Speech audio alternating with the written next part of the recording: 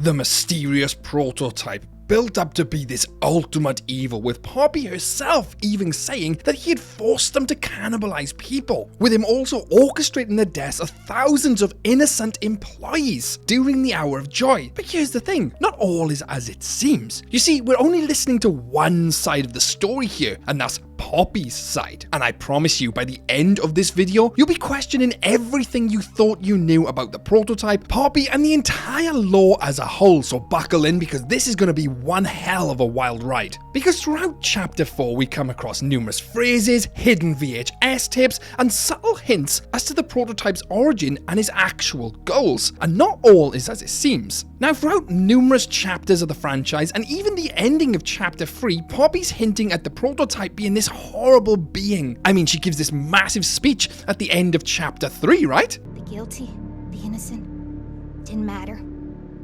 All of that death didn't fix anything. And then, once it was all over, they dragged those corpses down below where they'd never be found. And they ate the bodies to stay alive.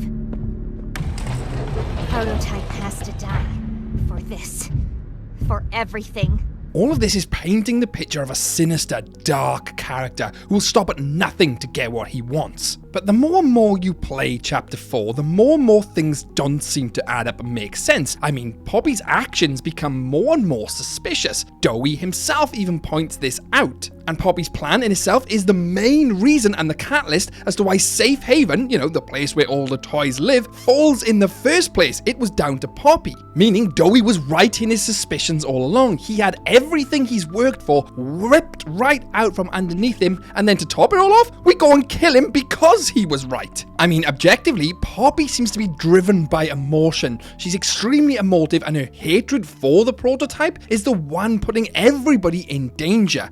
Can we really trust her this time? Where the prototype seems far more cool and calculated. Now, I'm not going to outright sit here and say he's an absolute angel, which does no wrong at all, because that's untrue. We know he literally locked the toys in the factory. He put Poppy in a case for years, works with the doctor, Harley Sawyer, and does eventually blow up Safe Haven, down to Poppy. So why, oh why, do I think then that he's actually misunderstood and potentially is actually a good guy? And it all comes back to what he says earlier, where he says, Poppy, it's always been about you and me. Always been about you and Poppy. And believe it or not, his ultimate objective and goal was hinted at and basically told in a hidden VHS tape in chapter 4. Check this out. It was awful. So awful. I didn't want... This wasn't what I thought we were gonna leave. Leave the factory. Not this. All those people. Prototype says we can't leave. Not now. Not ever. I hate him. I hate him. And I hate this place. And I hate that he's... right. He explained everything. And he's right. We can't leave. It's too risky. What they did to us, we can't ever let it happen to us or anyone ever again.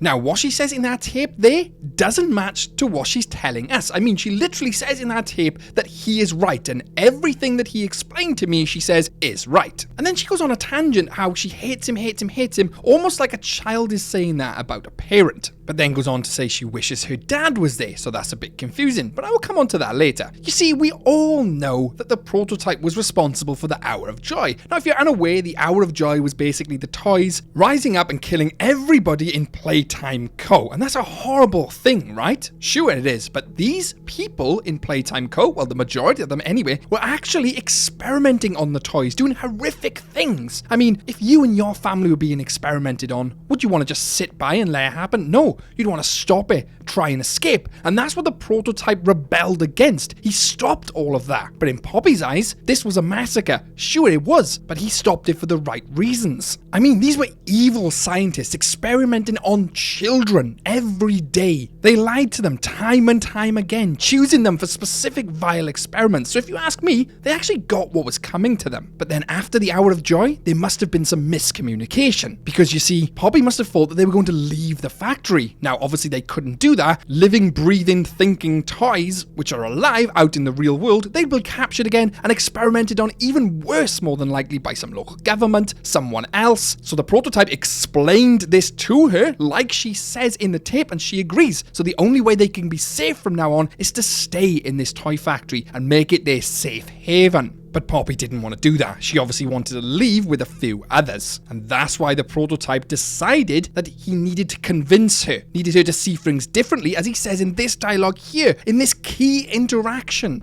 I admit, though, I'm disappointed. After all that time in your case, I'd hoped you'd see things Differently. Don't you understand? It's always been about you. And we're Poppy. What we are. Please. It's time to come home. Poppy. It's time to come home.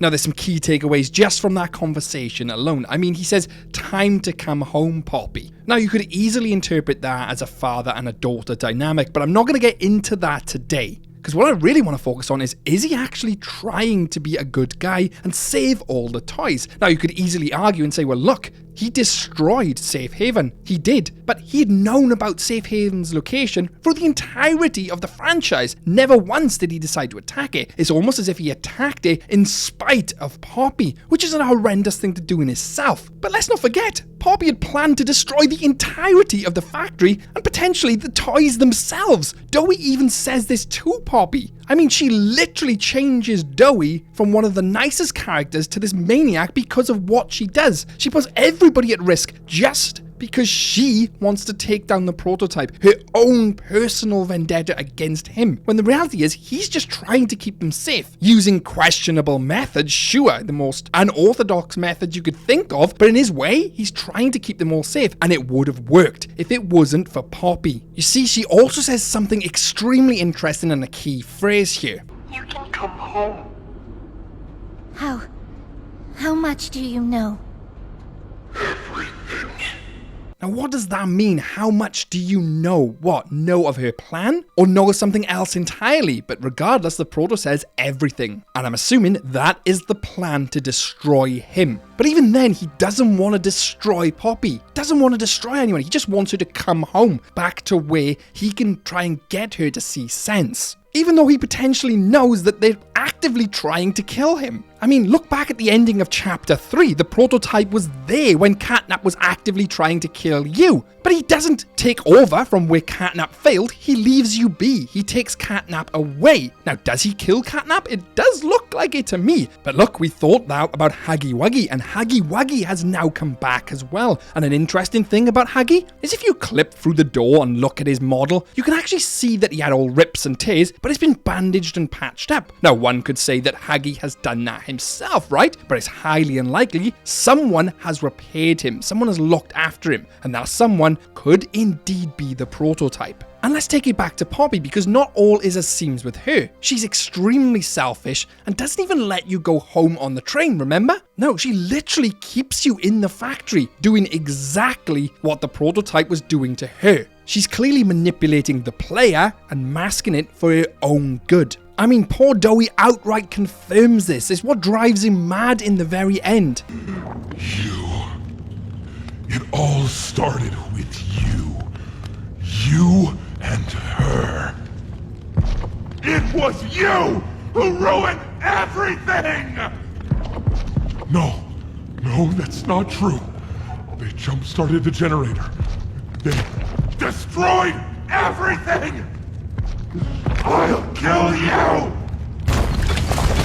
Here's the thing, what do you think? I would love to hear your thoughts down in the comments below. I'm quite new to Poppy's Playtime, so I'd love to hear what you think, and I read every single comment, so please let me know your thoughts below. And if you enjoyed this, check out all my other videos on the channel. I'm a FNAF content creator primarily, but I'll be doing a lot more Poppy Playtime because I believe it's absolutely fantastic and has great lore. With that, a massive thanks to my members who are on screen now, Lauren C, who's a golden twisted one, and Penguin Lover 12, who's actually a twisted animatronic. Thanks guys. And as always, I'll see you in the next one, and stay safe out there, superstars.